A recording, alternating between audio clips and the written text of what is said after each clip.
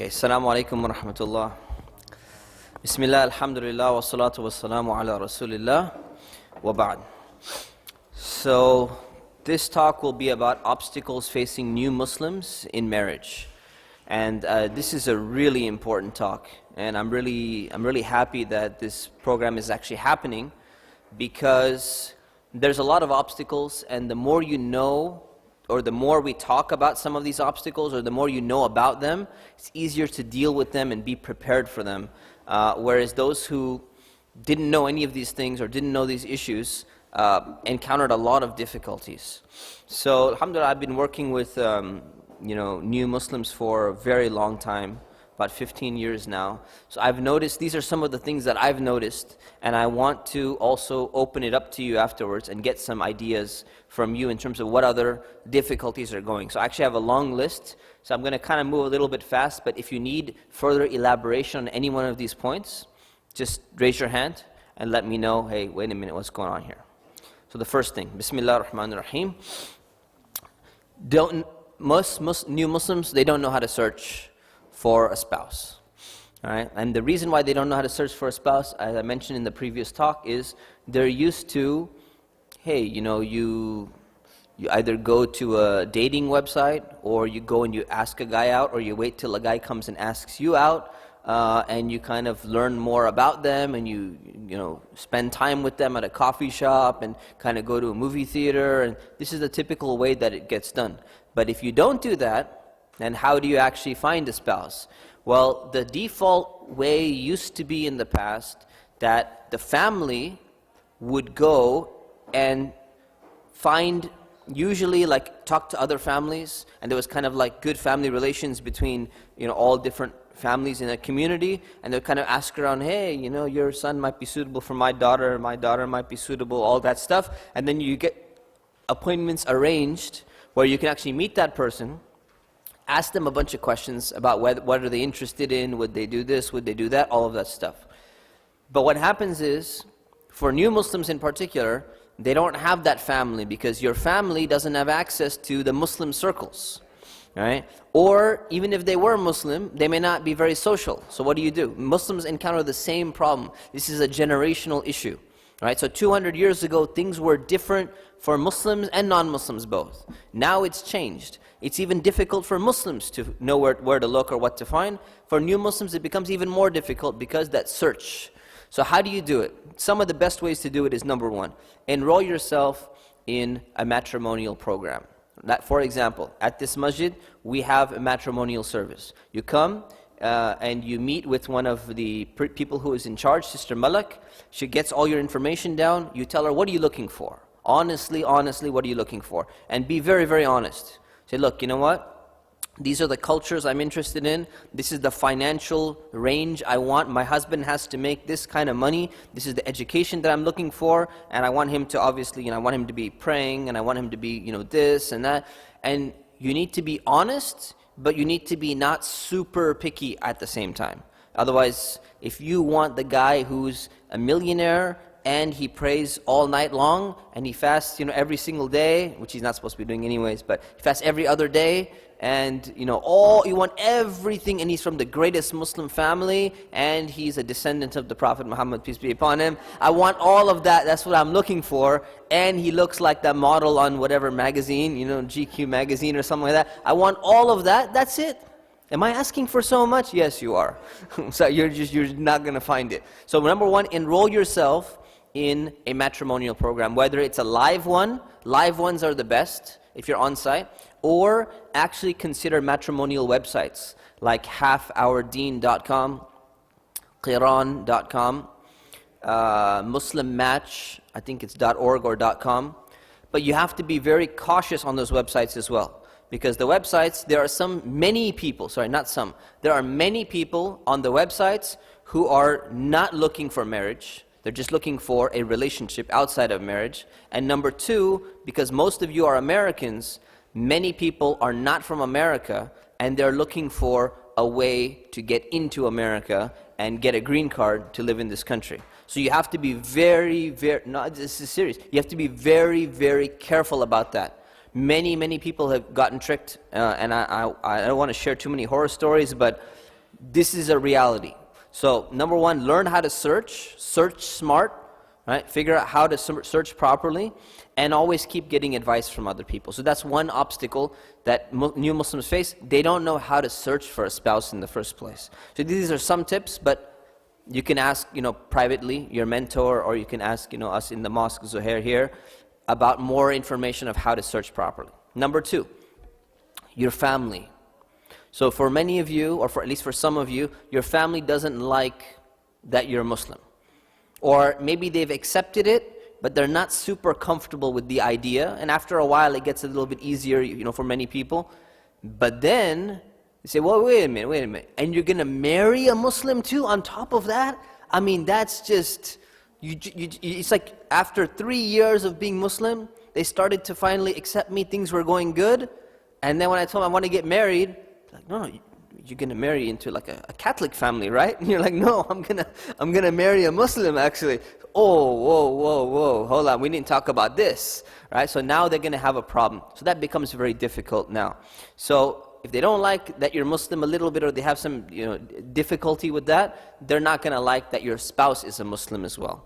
And they can say, what is the rest of the family going to say, and what is this going to happen? So that's difficult, dealing with that, right? So these are some of the challenges that you're going to face. So it's very similar to the challenges. If you face difficulties with your family when you first accepted Islam, then it's almost reigniting whatever happened before again, on the same level, or perhaps on an even greater level now, because now they're going to realize, many parents that don't like Islam, they're like, this may be a phase, we'll just be nice, maybe they're going to get over it. And now this kind of like, hey, it's not a phase. This person is staying a Muslim. They're really dedicated, to Islam. So that's going to be a problem. How do you deal with that? You deal with it in the same way that you dealt with the initial opposition to you becoming a Muslim in your family. You have to be patient, you have to be nice to them, you have to treat them, well, you have to do all of these things. So this is number two, difficulty. Number three, there is racism in the Muslim community. It's just a reality. There is Islam, perfect, no problems at all. And then there's Muslims. And some Muslims are the best people, and some Muslims are a lot worse than that, right? So this is a reality. And you're going to find that you're looking for a spouse and you say, you know what, this brother, mashallah, this is the brother, or this is the sister that I want to marry. She's so good, and I accepted Islam and everything. And then you find out, even though she has Muslim parents or he has Muslim parents, and everything's looking good, turns out, wait a minute, their family doesn't like people of your background. And you say, well, why? We're Muslim. That's what should matter, right? It's true, that is what should matter. But it's just not the reality. So you find the right person, you find someone who you think you have a lot in common with, you share the same goals, you share everything, and then all of a sudden, wait a minute, their family would never accept this. So now their family is telling the guy, you know what, you want to marry this girl? You have two options. Either you don't marry her, or you get out and never talk to your parents and never talk to your family again, and you're kicked out completely. Why? Straight up racism, right? Or sometimes they have a different justification. They say, new Muslims, I'm just telling you what people say. Okay, it doesn't mean that is right. See, these new Muslims, you don't know about them. You have to be careful, their faith may be shaky, or something may be going on, or something like that. But in reality, don't let that deter you, because there are a lot of Muslims out there that actually want to marry somebody who's a new Muslim. Why? Because not every Muslim is practicing.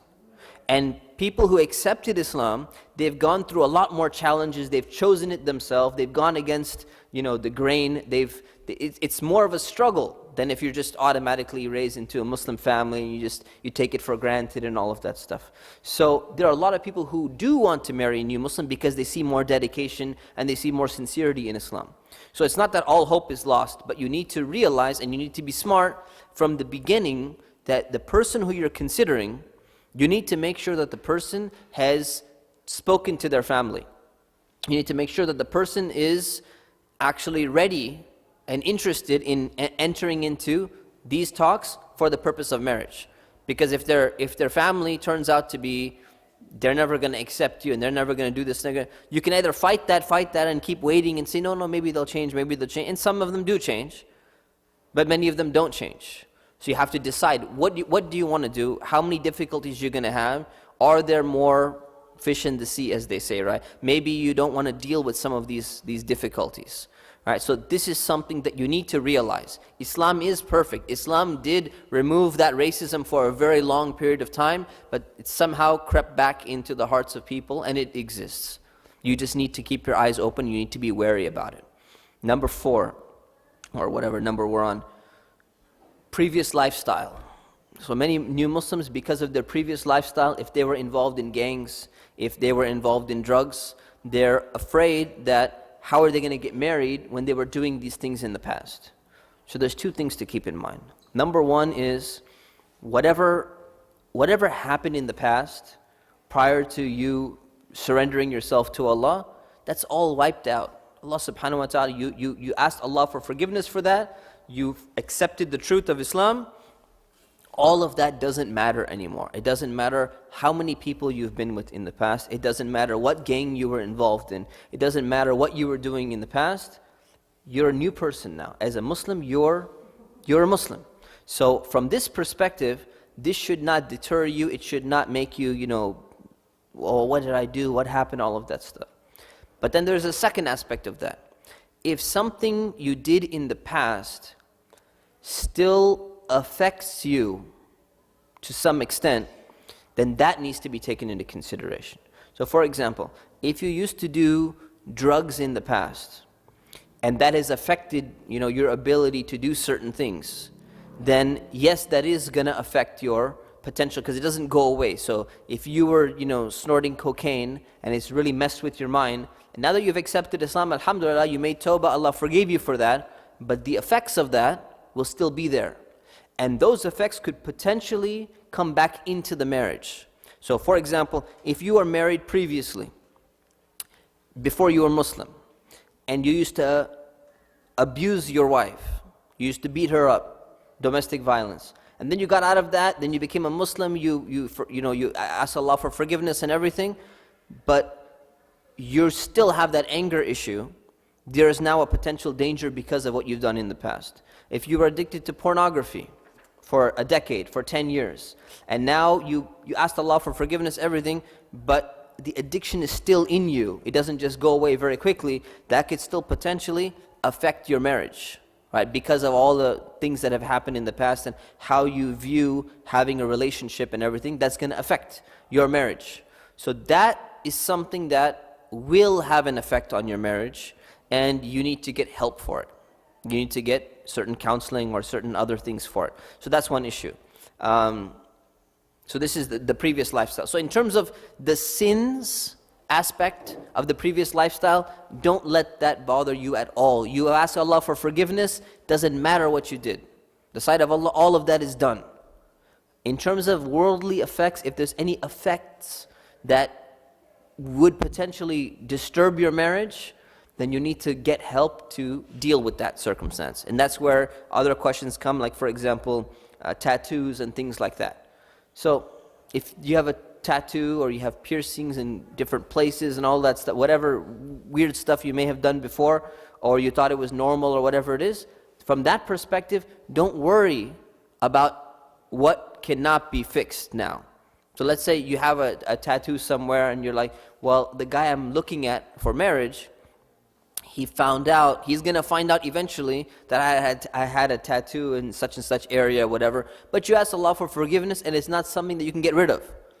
Nor is it, lasering is very expensive and doesn't always work and all that stuff. Nor does it affect your marriage directly.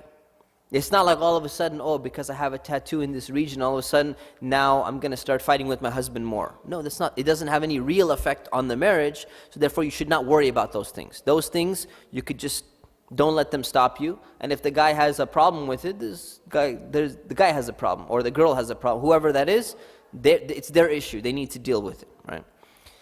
The other one is previous divorces. So if you've been married previously, or you have children from another marriage or something like that, this is something that many people are concerned with. How am I going to get remarried? In the Muslim community, many people are looking for someone who's not been married previously and all of that. This is all a cultural thing. in the past, during the time of the companions of the Prophet, peace be upon him, and they're the best of generations, this was never an issue. Whenever a woman was divorced or widowed, or a guy got divorced or something like that, getting remarried was not a difficult thing. Right? So that was not considered to be like a social stigma and say, oh, well, this person was married before or something like that. None of that should stop anybody from actually getting married. But the problem is today, like I said, people have become very picky. And they're very picky. I want to have exactly this, and it has to be 10, and financially this, and this, and this. And they should have never, ever been in a relationship with anyone. They should have never had a crush on anyone, not even in 4th grade. They should not even look at another girl or another guy. They should have never sent the Valentine card in 2nd grade to that, that girl across the room. This is ridiculous, right? This is just not the reality, right? This is not the reality at all. So the thing is, people need to get beyond this. You should not think that this is stopping you from actually getting married in the first place. This should not be something that stops you, right? The other thing is age. Say, well, I'm too old, or my time is over now, I'm this or something like that. That's not the reality at all. People used to get married at all ages throughout history. And we're talking about the best of generation among the Muslims or the companions of the Prophet, peace be upon him. You go back to them and you see how they used to deal with marital things. This marriage for them was something actually very easy.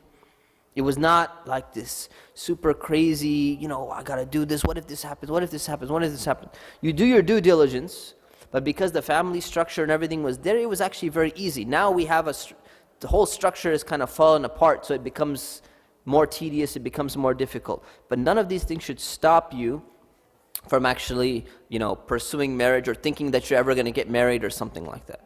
Then you have cultural differences. This is a major issue. So like when I talked about racism, that's a separate thing. Cultural differences is most new Muslims will be of cultures, they'll be from cultures where majority of Muslims who grew up, or the majority of Muslims in America, are not from that same culture. So now you have a cultural issue.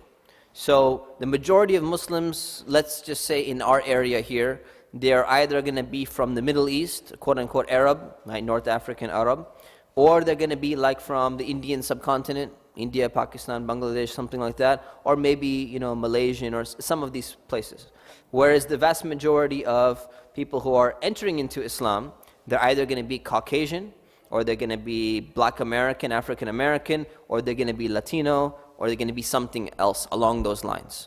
So now you have a cultural issue, a cultural gap, especially for people who were not born and raised in American culture, or they were born and raised here, but they are very cultural from their parents' ancestry.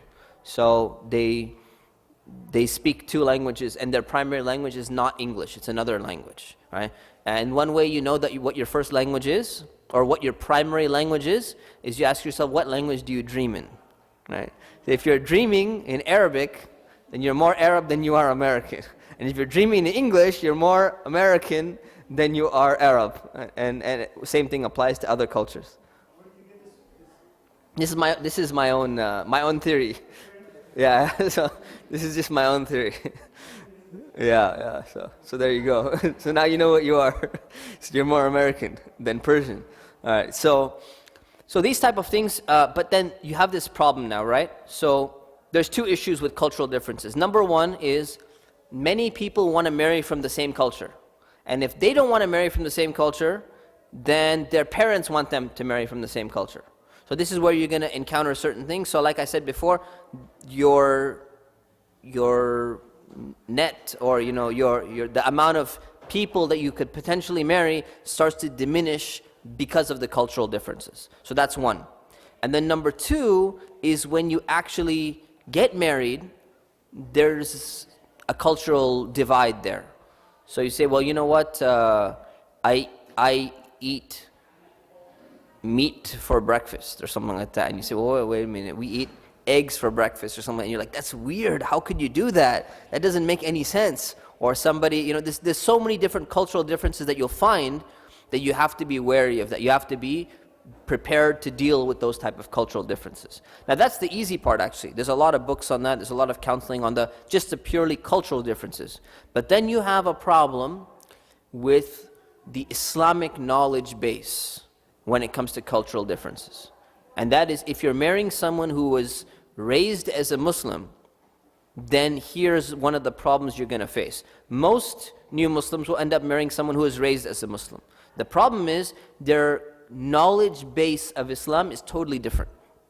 Even if you attend classes as a new Muslim, you've been studying, you've been reading books, everything is there, there's something that Muslims who are raised in a Muslim family, they tend to have certain things because they experience certain aspects of Islam manifested within their own culture. So it's different from a reading about Islam and like a living practice of certain principles which have a mixture of Islam and culture together. And that's the strange thing. Now the problem you're going to face is the Islam versus culture thing. Because if you don't know what Islam says for sure really well, and the other person says, no, well, I'm the one who grew up Muslim. I've been Muslim for 20 years, and you've been Muslim for 1 year. So I'm going to tell you what Islam is. And they tell you what Islam is, and it turns out that they're telling you what their culture is, and they thought it was Islam, but it wasn't Islam in the first place. If you have the knowledge base to differentiate between that, then you got that taken care of. If you don't have the knowledge base, then you start to absorb cultural practices which are not part of Islam, but you assume, just like the other person, like your spouse, that they're part of Islam, and then you have an issue.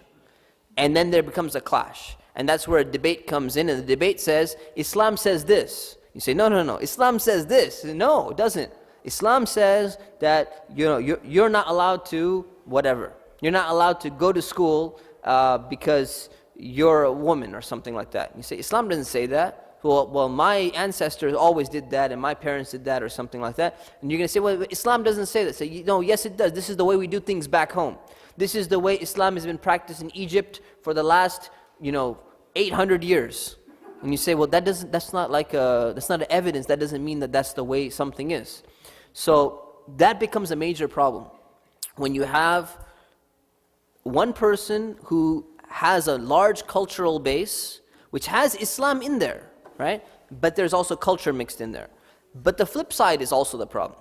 So you have an Islamic base, right? But you have a cultural base as well. And you say, well, wait a minute. When the two cultures clash, and none of them has anything to do with Islam, how do we make this compromise? What do we do in this case? So these are things that really need to be worked out, and one of the best ways to deal with this is to know your Islam really, really well. Is to take a lot of classes on them, and that's why somebody comes and tells you, well, in Islam says that you have to do such and such thing, or Islam says that we need to do this. You say, no, it doesn't. I took way more classes than you. I have way more knowledge than you. And it's not that difficult. Most Muslims who are born and raised as Muslims, you can literally, I would say, 3 to 6 solid months of studying Islam, you will outdo the 25 years that they've been raised as Muslims. Because what they've learned, most people have learned about Islam, is they've not really studied it in detail. It's whatever they kind of inherit from their family and their parents, and they observe, what happens at Eid, what are other Muslims doing. The vast majority of Muslims who are born and raised into the religion of Islam, they don't have a very strong knowledge base. So no one who accepts Islam should think, oh, well, look, I'm 20 years behind. You're not 20 years behind. Actually, they were learning maybe like the equivalent of 5 days per year of actual Islamic studies. So you could catch up very, very quickly, and I've seen it. I've seen it. And if you look at some of the very popular scholars in the Muslim community in America, you find that they're new Muslims, and they know more than everyone else. Right? You could just start naming them. Sheikh Hamza Yusuf, Imam Sohaib Webb, Sheikh Jamal Diwan, Imam Zaid Shakir, and the list just goes on and on and on. There's so many of them, right? So it means that what? They even outdid the scholars who grew up into the religion on top of that, right? So this idea of, there's a problem in the community. This is a side note. There's a problem in the community. There's some people, they still look at you and they're like, oh, you're a new Muslim, right? I said, well, I've been Muslim for 15 years now. I accepted Islam 15 years ago. No, but you're still a new Muslim. And they treat you like you don't know anything. That's just straight up arrogance. And you may know like 20 times more than they know, right? And that's unfortunate. That's just the reality that shows the person's ignorance. So the more you know your Islam, the more you learn, the more you take classes, the better off you're going to be prepared to actually get into a marital relationship and know exactly what Islam says, so that you can speak for Islam rather than be on the receiving end. And everyone's telling you, well, okay, so what does Islam mean? Oh, is that what it is? How do you know that? Oh, you know it because you're Syrian? Oh, okay, that's good to know. That's not how people know what Islam is, right? You studied? Did you take a class? Did you read a book? Can you tell me what's in the Quran with the correct interpretation? Yes or no? That's what's going to determine what Islam is, right? Then there's a fear of high divorce rates. So some people are scared to get married because they're afraid, what's going to happen? The divorce rate is over 50% in this country. What if you're going to get separated? You want to make sure that this is a lasting marriage, that it's just going to be, everything's going to work out fine. The reality is this. The reality is that you will never know a person fully until you actually get married to them. No matter how long you date for, no matter how long you live with them for, you find couples that they've been married, and I'm talking about non-Muslims, but maybe some Muslims, they've been living together for 8 years as a domestic partnership together. And then all of a sudden, they get married and they get divorced within 3 months. You said, what happened? Everything was going fine when we were living together for all these years. We decided to get married, and now everything changed all of a sudden. It changes because marriage brings a sense of responsibility to the relationship. Whereas that sense of responsibility is not there. And with responsibility comes a lot of serious issues. You need to be held accountable for a lot of things now. So it's not just things can slide here and slide there. Now the relationship moves on to a totally different level of evolution. So that's why you have to realize not to be so scared or let the concept of potential divorce stop you from getting into marriage. What you need to do is you need to do proper premarital counseling and make sure you know what you're getting yourself into. Make sure you have asked all the questions that you need to ask prior to getting into the marriage relationship. Once you've done that, you've done your due diligence, you've talked to people, you've gotten their advice, you've asked everything looks good, finances look good, their behavior looks good, their character looks good, everything's looking fine, then just move forward, say Bismillah and move forward and realize that, you know what, if things change, circumstances change, you can never predict with any type of certainty what exactly is going to happen in your life. This is the way Allah created this world. This world is a test.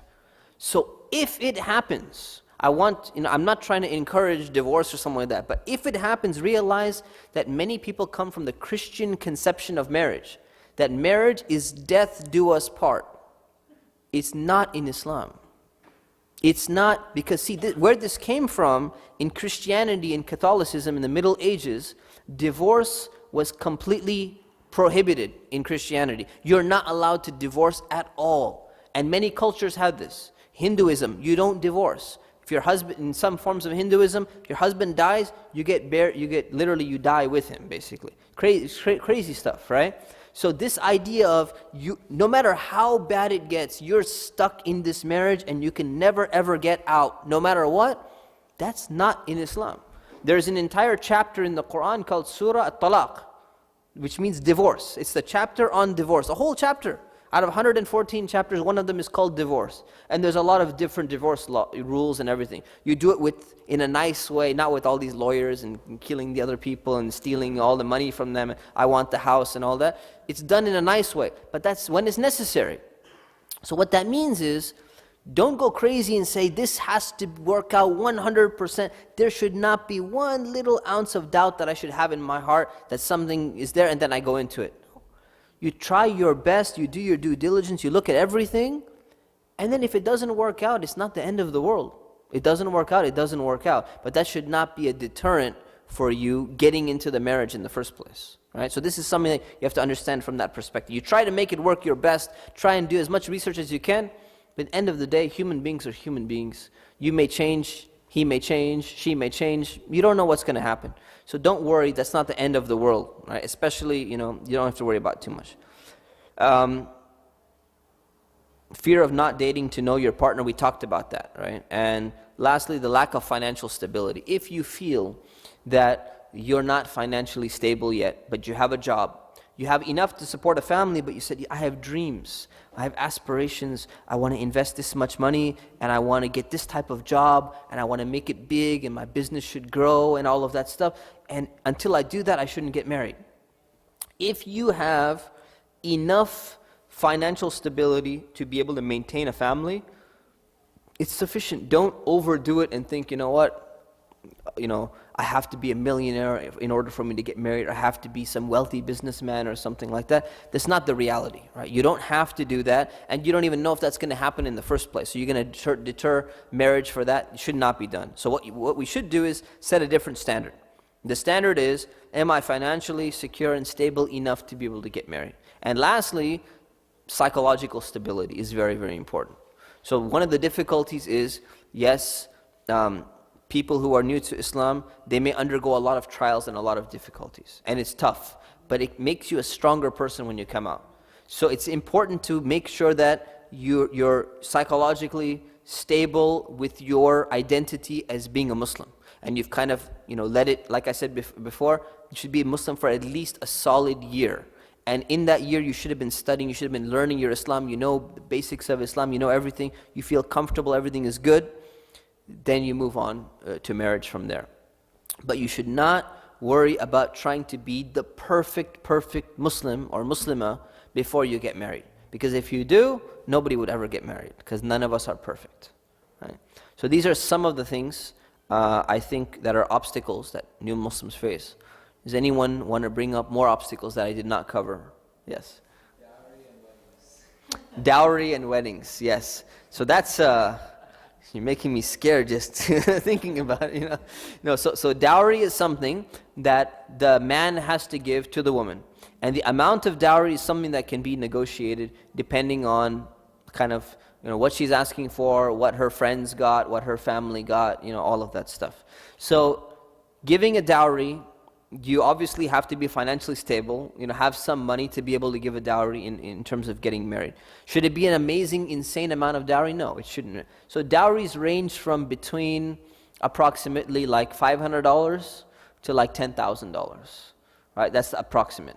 So you just need to agree upon something. It shouldn't be a crazy amount, and it shouldn't be a ridiculously low amount either. So it's considered to be a gift to the wife, and also depends on her circumstances, right? So it could be used as a financial, financial protection for her in case she doesn't have a family or something like that. But if she has a family, she has a good family system, she can go back on that, or she has a job, or she has a degree or something like that. It's totally different. It's not that important. It's generally the dowry is supposed to be a gift to the bride. When it comes to weddings, all right, weddings have gotten out of control in terms of expenses, right? Like literally out of control. So don't expect or don't make demands. Nobody should make demands that we gotta outdo the other people and we have to have a $25,000 wedding or $30,000 wedding or something like that. Have a simple wedding. I mean, if you can't easily afford like a really expensive wedding, have a simple wedding. Have a wedding inside the masjid, have a wedding in some small community hall or something like that. It shouldn't have to cost a lot of money. And it doesn't have to be the entire community has to be there and you have to get the most expensive food and all of that stuff. You don't want to start off with like a debt in your marriage, right? You want to start off financially stable, financially secure, right? So people sometimes really exaggerate in this thing. And this is in many, many cultures. They're really exaggerating, and you got to get a photographer, and the photographer is going to be $2,000. The wedding planner is going to be another $2,000. And if you can afford it, great. If you can't afford it, then do what you can afford according to your own means. Right? Okay, plus, I was asking that because I was hearing stories about one family is like, oh, you can't marry unless you pay. And it's like dowries, I heard dowries way past 10,000. Oh, yeah, yeah. I heard like down payments on like houses kind of like. Yeah. So people are exaggerating, really. People start to exaggerate in dowries, and they want like amazing, there's one wedding, my parents attended. It was in Disneyland, and literally they had to have, in the Disneyland parade, they have Cinderella in her carriage or whatever it is. They had to have the exact carriage with the white horses from Cinderella. Now, they could afford it, right? So, okay, fine, do it. But if you can't afford it, right, you're not going to get Cinderella's carriage, right? So you need to, be... So in the cases of two people wanting to get married, let's say, also like this goes with the cultural basis aspect of some families, but also the financial part of it, the same dowry or a wedding amount. I heard there's also rights for over the parents in this case for two people who want to get married. Can you explain Yeah, so this is the thing. So the thing is actually the dowry is between the guy and the girl. And the parents tend to intervene, especially in certain cultures. They intervene a lot. Like, no way, you're not getting away with that. My daughter needs to have this much. It's something that she's supposed to agree to. So it's actually her final decision because it's actually going to her. Right? So I know parents are concerned. They're concerned about the financial stability, financial that. I understand, as a parent, where they're coming from. But they need to just tone it down a little bit. And they shouldn't, if they don't trust the guy enough that he's financially secure and financially stable and he's going to care enough to take care of her and all of that, it doesn't matter how much he gives initially or whatever loan he signs up for, a down payment or whatever it is. If they don't trust him to that level, he's not going to be trustworthy in the end, right? They're going to regret anyways. So they shouldn't set ridiculous standards, right? Everyone has a different standard of living. And you know what? Parents actually, they should be helping younger couples to get married. Parents should really be pitching in and say, look, hey, we're willing to help you out. Because if they talk about college, like, oh, we're willing to help sponsor you for college. We're willing to help buy you that brand new car that you always wanted. When it comes to marriage, oh, you're on your own. It's not right, because especially in this society, they should be helping more. So if there's more parents here, I would keep on going, but it's not so much. So this is more like to the new Muslims. So yeah, this is unfair and it's unjust, but it's the reality, and you have to deal with it. And you have to deal with it in a wise manner, right? So you go around, you try and convince them, you talk to them, come on, look, this is not right, this is this. Islam says, this. I'm going to make sure, look, don't worry, I'm going to take care of, the family to the best of my ability. I can show that I have a stable job. I can show that I'm a committed person. I'm not lazy. I don't just hang around on weekends. I don't watch TV all day. I'm not a little child playing PlayStation all weekend, something like that. Hopefully, nobody is, right? And things like that. So you have to be careful about all these things. Explain it, and you, inshallah, hopefully some people will understand. The last thing is obstacles, with regards to obstacles. Getting emotionally attached prior to marriage. It's a major, major problem. So what happens is, this is what happens. When people get into a relationship prior to marriage, they're emotionally attached. And then what happens is, when they're doing the premarital counseling or thinking about, is this the right person for me, is this that, what's going to end up happening is, they see certain red flags and they say, you know what, this is exactly what Sheikh Mustafa warned me about. I should be careful about this, but I love her so much. So you go ahead and just throw that off the table. It's off the paper now, and you go ahead in the marriage, and you're going to find that 2 years later, 4 years later, I should have thought this more through.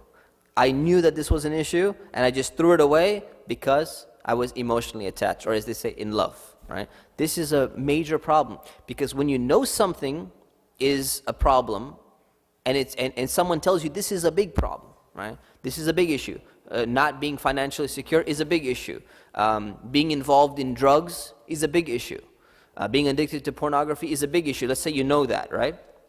And you're like, oh, it's okay, it's okay. We'll figure it out somehow. We'll deal with it later. It's not a good thing, because you do this when you're emotionally attached to the person. If you weren't, let's just say you didn't know this person at all, you're meeting them for the first time, you sit down and say, so, really good to meet you, brother or sister. I met you online. I've heard really good things about you. So let's talk about, what are you looking for in life and this and that. And the person says, oh, by the way, I am a drug dealer and I'm trying to get out of it and everything like that. And they say, oh, well, that's very nice to meet you, brother. I'll be making dua for you, inshallah. Next, right? But when you're in love with the person, then it's totally different, right?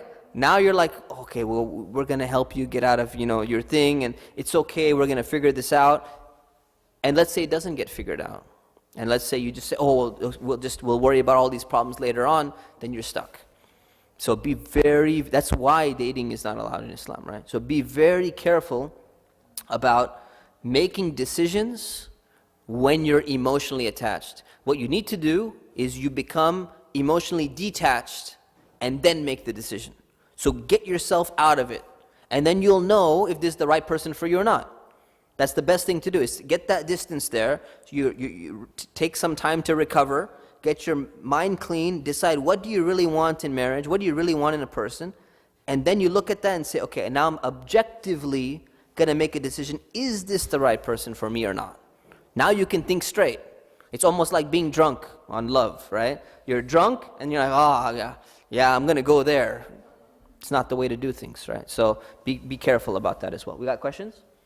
No? Okay. Questions, other questions from the audience? Or any other difficulties you think that I did not mention? Yeah. Wedding for a female? Wali. Wali. Oh, yeah, for a wali. Yeah, so the thing is, when it comes to a female, she should have a wali.